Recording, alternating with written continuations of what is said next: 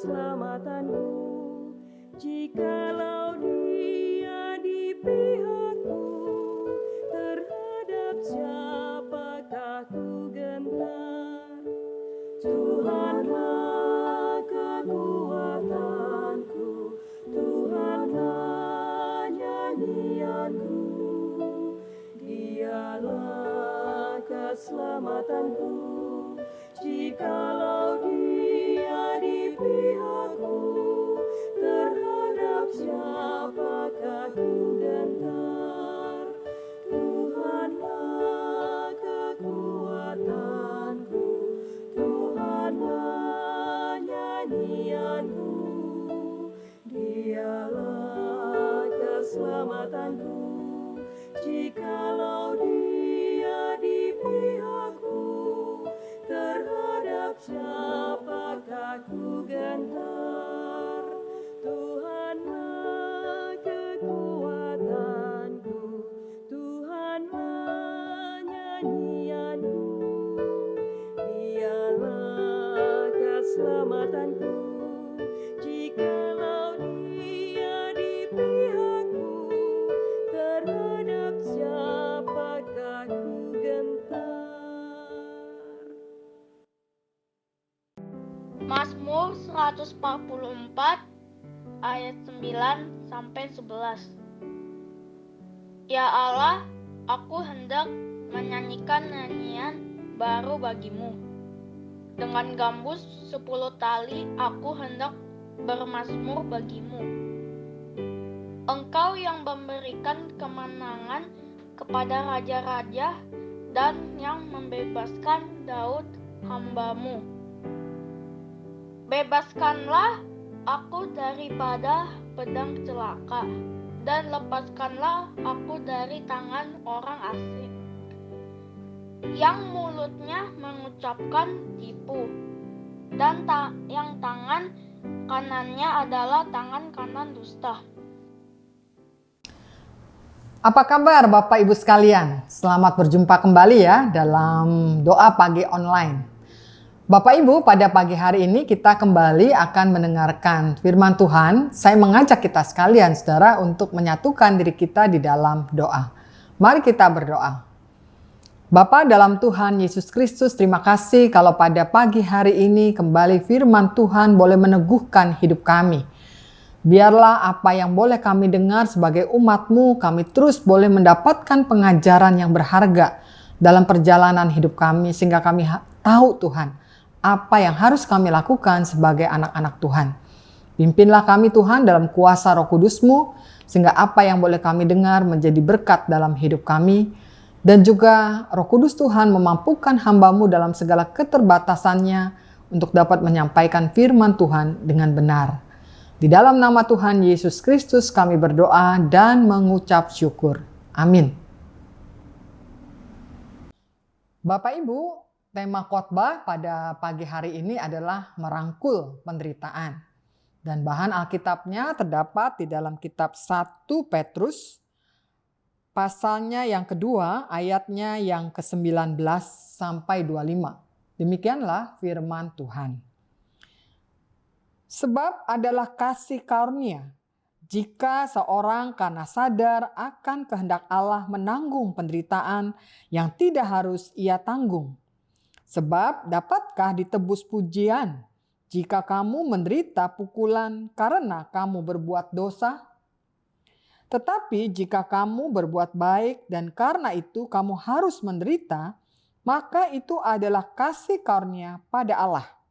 Sebab untuk itulah kamu dipanggil, karena Kristus pun telah menderita untuk kamu dan telah meninggalkan teladan bagi kamu, supaya kamu mengikuti jejaknya. Ia tidak berbuat dosa dan tipu tidak ada dalam mulutnya. Ketika ia dicaci maki, ia tidak membalas dengan mencaci maki. Ketika ia menderita, ia tidak mengancam, tetapi ia menyerahkannya kepada Dia yang menghakimi dengan adil. Ia sendiri telah memikul dosa kita di dalam tubuhnya di kayu salib, supaya kita yang telah mati terhadap dosa hidup untuk kebenaran. Oleh bilur-bilurnya kamu telah sembuh. Sebab dahulu kamu sesat seperti domba, tetapi sekarang kamu telah kembali kepada gembala dan pemelihara jiwamu. Saudara, sampai sedemikian pembacaan kita, tentu yang berbahagia adalah kita yang mendengarkan firman Tuhan serta memeliharanya. Saudara, tema khotbah ini adalah merangkul penderitaan. Wah, ini tema khotbah yang mungkin cukup berat begitu ya, karena bicara tentang penderitaan dan bagaimana kita bisa merangkul penderitaan. Saudara, saya mulai saja bicara tentang pertanyaan banyak orang Kristen di masa-masa pandemi ini, saudara. Pertanyaannya adalah, kalau Allah adalah Allah yang maha baik, Allah yang maha kuasa, kenapa seakan-akan Allah diam dengan situasi yang ada? Kalau Allah maha baik, kenapa banyak umat manusia di dalam dunia ini sekarang terpapar COVID? Tercatat itu sampai 109 juta ya di seluruh dunia terpapar COVID. Belum yang meninggal sampai 50 ribuan jumlahnya, saudara. Nah, selain itu juga orang bertanya, di mana kuasa Allah kalau begitu? Apakah kuasa Allah tidak bisa menghentikan penderitaan di masa-masa pandemi ini? Saudara, memang kita tahu bahwa yang namanya kemahabaikan dan juga kemahakuasaan Allah ini sekarang ini seakan-akan tertutup ya dengan varian Delta dari pandemi ini, pandemi COVID-19 ini, sehingga orang lebih banyak mendengar berita-berita yang menegangkan, menyedihkan, menakutkan, dan lain-lain dibandingkan berita-berita yang membawa kesegaran, support, semangat, dan lain sebagainya. Nah, karena itulah ketika kita berbicara tentang penderitaan ini, saudara, kita perlu mengetahui apa sih yang membuat manusia menderita. Saudara, seorang yang bernama G.V. Leibniz, ya, seorang ilmuwan bangsa Jerman, itu pernah menyatakan bahwa penderitaan ini bisa dilihat dari 3 sisi. 3 sisi itu apa saja, saudara? Pertama, penderitaan itu diakibatkan oleh keburukan karena keburukan fisik, ya, atau yang disebut dengan malum psikikum, ya, yang mewujud dalam bentuk penderitaan secara jasmani. Itu penderitaan yang dihasilkan dari keburukan yang pertama itu. Lalu yang kedua, keburukan kedua disebut keburukan metafisik atau malum metafisikum yang mewujud dalam penderitaan yang diakibatkan oleh bencana alam, gempa bumi, dan lain sebagainya. Dan yang ketiga adalah keburukan moral ya, atau malum morale yang merupakan akibat langsung penyalahgunaan kehendak bebas manusia atau yang kemudian disebut dengan kejahatan.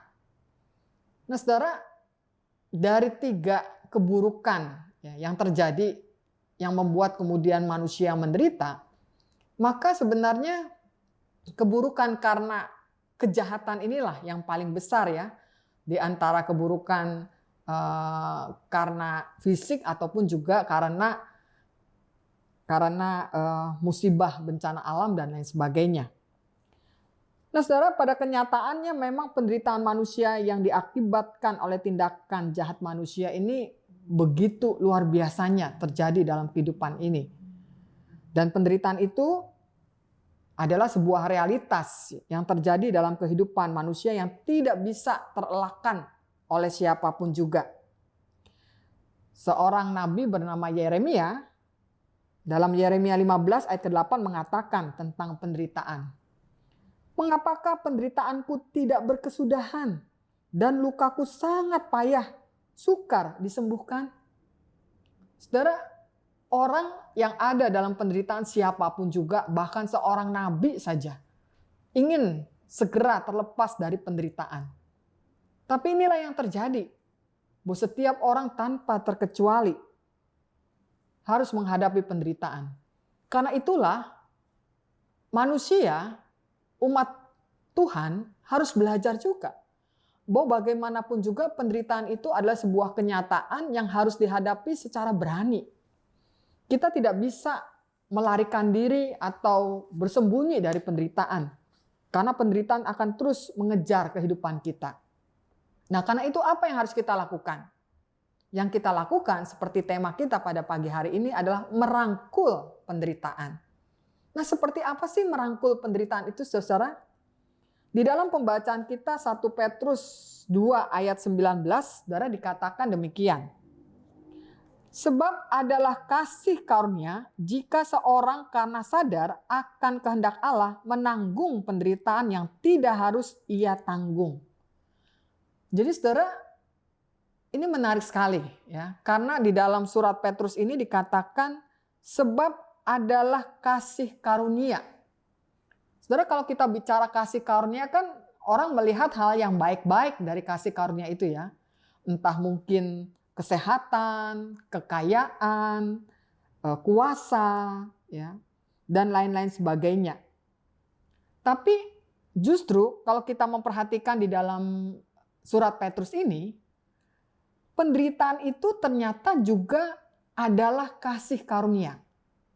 Ini sesuatu yang mungkin orang akan berpikir, dari mana penderitaan bisa dikatakan sebagai kasih karunia? Nah, saudara, sebagai seorang beriman, kita percaya bahwa kasih karunia Allah yang diberikan kepada kita itu mengajak kita untuk bisa menemukan pemaknaan baru dari apa yang namanya penderitaan itu. Kita diajar lewat proses penderitaan itu untuk semakin menjadi orang-orang yang sempurna dalam pandangan mata Allah. Manusia diajak untuk melihat suatu realitas penderitaan dari sudut pandang Allah. Jadi bukan dari sudut pandang manusia. Kalau dari sudut pandang manusia, mungkin manusia bisa mengatakan penderitaan itu, Bu, sebuah misteri. Penderitaan itu adalah hukuman Allah, Bu. Nah, itu dari sudut pandang manusia. Tetapi kalau dari sudut pandang Allah tidak demikian. Allah yang maha baik secara pasti menghendaki kebaikan bagi setiap manusia di balik setiap bentuk penderitaan yang diizinkannya. Nah, karena itulah Allah mau datang ke dalam dunia di dalam diri Yesus Kristus, anaknya yang tunggal. Jadi kita melihat bahwa Yesus Kristus dalam perjalanan hidupnya itu sangat dekat dengan yang namanya penderitaan. Suatu penderitaan yang tidak dibuat-buat atau pura-pura, atau suatu penderitaan yang dicari-cari. Ini sesuatu penderitaan yang memang penderitaan yang dijalani secara sadar. Dan Yesus ingin memberikan dirinya sebagai kurban keselamatan bagi banyak orang. Sehingga apa? Sehingga orang-orang yang berada dalam penderitaan itu pada saatnya menemukan kemuliaan di dalam Kristus. Sehingga mereka tidak lagi melihat penderitaan itu sebagai hukuman atau sebuah misteri, tetapi sebagai suatu rancangan Allah yang indah. Karena itulah kalau kita perhatikan sesuai dalam perjalanan hidup Yesus, ketika ia menderita, ia tidak mengumpat, ia tidak menyalahkan Allah, ia tidak mencaci maki orang-orang yang ada sekitarnya atau murid-muridnya yang meninggalkan dia.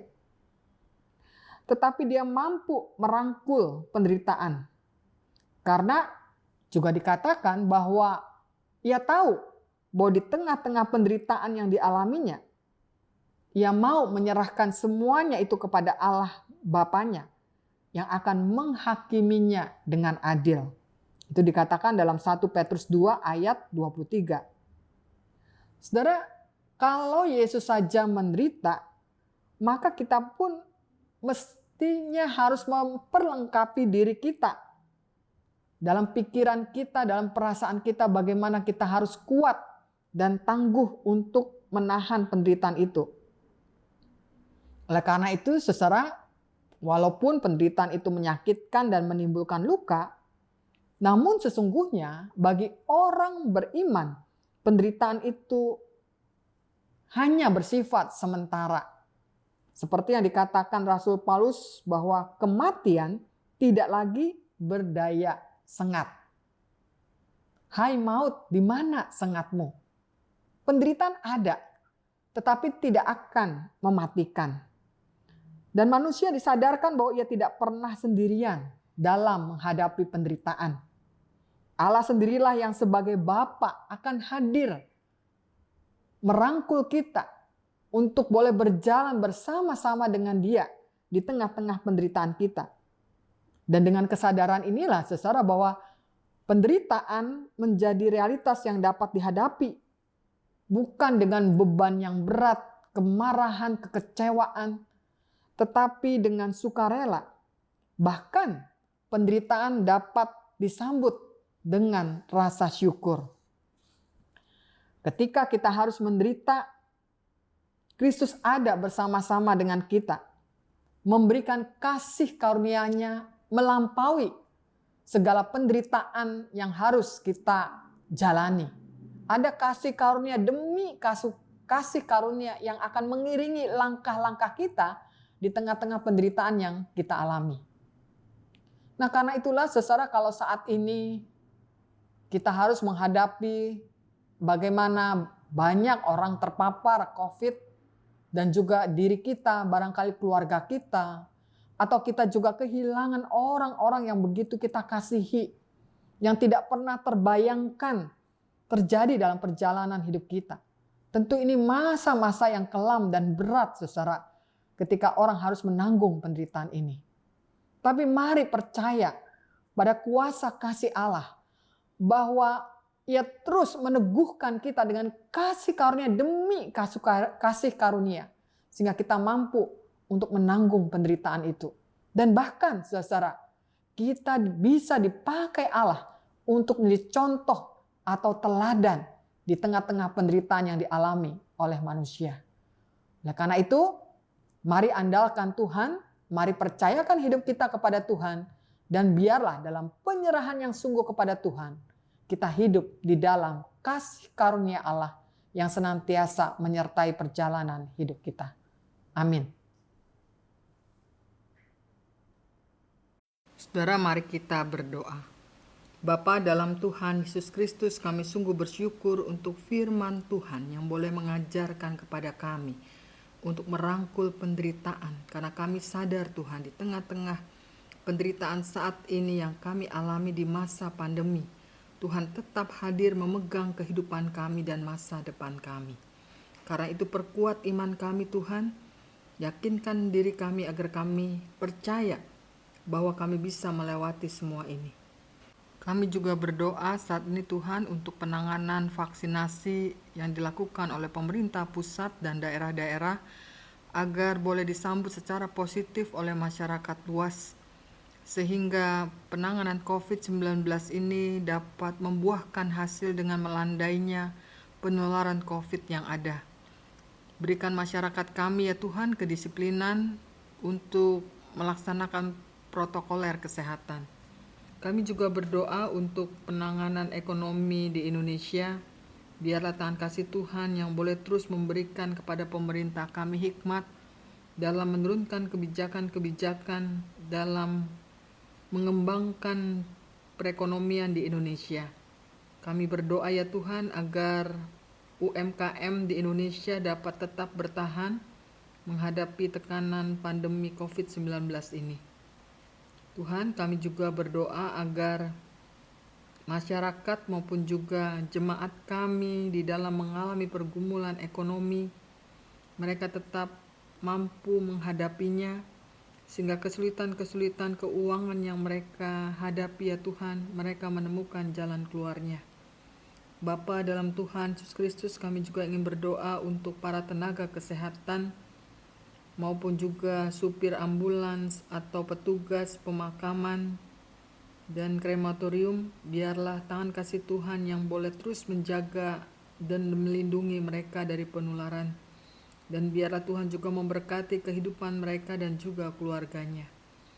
Kami juga berdoa Tuhan untuk para guru, guru yang terus mengajar anak-anak kami dengan kesetiaan mereka. Karuniakanlah mereka hikmat, bijaksana, kreativitas yang memampukan mereka tetap membimbing anak-anak kami dengan penuh kesungguhan. Demikian juga dengan guru-guru sekolah minggu, biarlah Tuhan juga terus memberikan semangat mereka dalam melayani, mempersiapkan diri mereka dalam mengajar, sehingga anak-anak kami terus boleh bertumbuh dalam spiritualitas yang baik. Bapa dalam Tuhan Yesus Kristus, karena itu kami mau serahkan perjalanan hidup kami dan masa depan kami hanya ke dalam tangan kasih Tuhan. Di dalam nama Tuhan Yesus Kristus kami berdoa. Amin.